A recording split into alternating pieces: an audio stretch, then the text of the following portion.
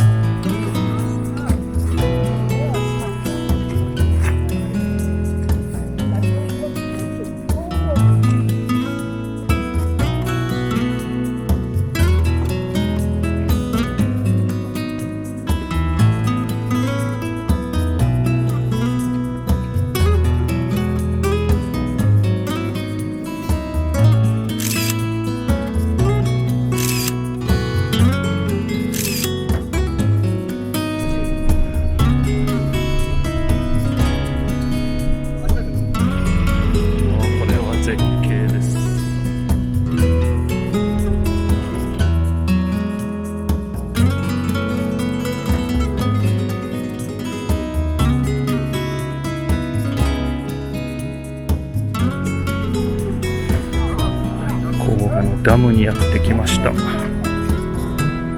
でかいです。今日はここみたいです。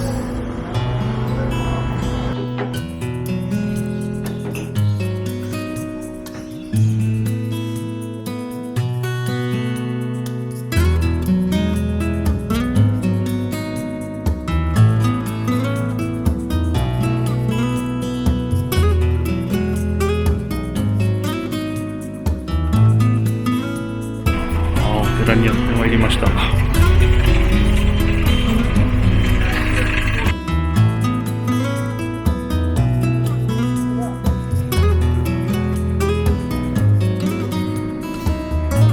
れ単価じゃないです。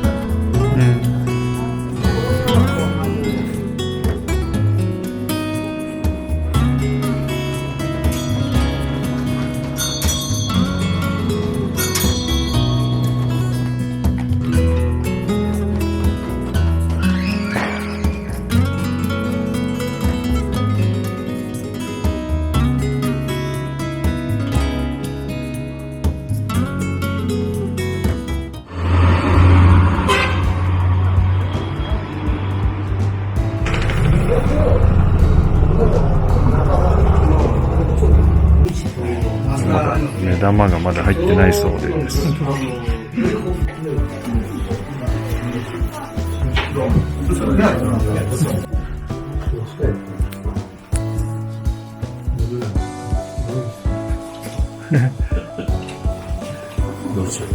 동죽국기는 마크용 그거 먹네. 1週間パターンですね。1週間。しかも1食しかないからってことです。いやー、皆さん真剣にやっております。色が違う。体が青い。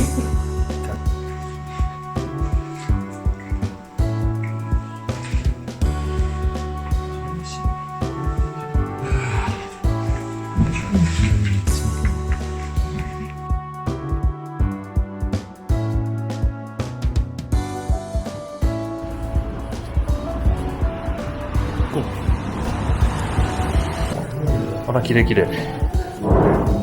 あ、いい匂い。